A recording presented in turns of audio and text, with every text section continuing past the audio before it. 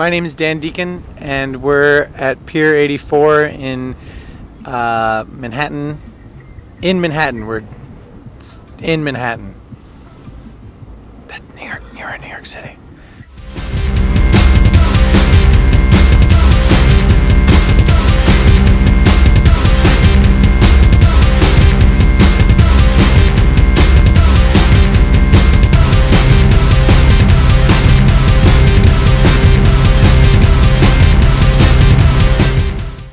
When we named the album America, we wanted to make sure that people didn't think it was like Red, White, and Blue, Uncle Sam. You know what I mean? That's not what it's about. We wanted to distance as much from the American flag imagery as we possibly could, so it just made sense to make our own flag.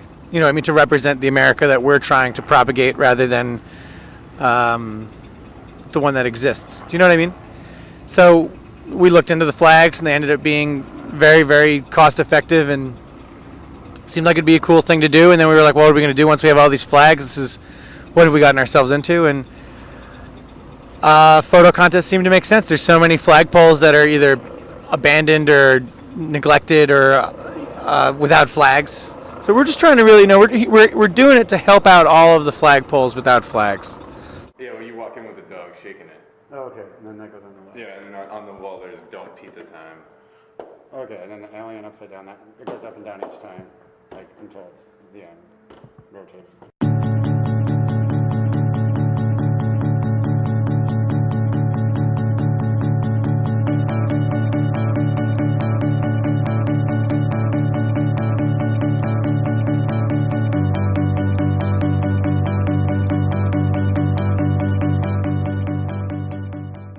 It's a process piece that we document. It's based on a game that's based on the game Telephone.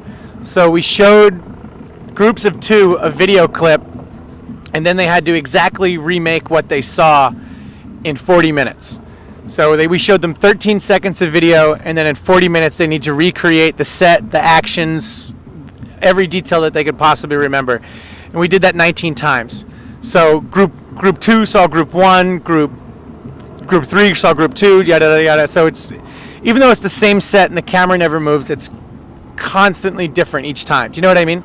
So I'm really into the idea of asymmetrical repetition and homogeny. So I think it'll translate to the song well. I feel like the reason the fans might feel especially connected is because I try to do as much to engage with them as possible. I think the audience realizes that at my shows that they're a part of the show. Do you know what I mean? They're there for me as much as I'm there for them. Do you know what I mean? Like, it's a very back and forth, and to me that's the only way a show could be. There is no show without an audience. Do you know what I mean? The same way there's no show without a performer, but at the same time, you get 10,000 people together, I'm sure something interesting is going to happen without some dickhead on stage. Do you know what I mean? Does that make any sense? Sorry, I said dickhead. I feel really lucky. I don't know. I never in a million years thought that my music would have spoken to so many people. It seemed like such a weird niche music, and I never wanted it to be that. I always liked the idea of as many people hearing it as possible, but I feel like a lot of people now strive to sound like something else rather than to sound like something new. Does that make any sense? And I don't know, that's very important to me. I like having something that is difficult to put in a box, and I don't know, maybe I'm just becoming one of those curmudgeons, but I don't know why I said that. Anyway, maybe because I'm staring at a battleship, but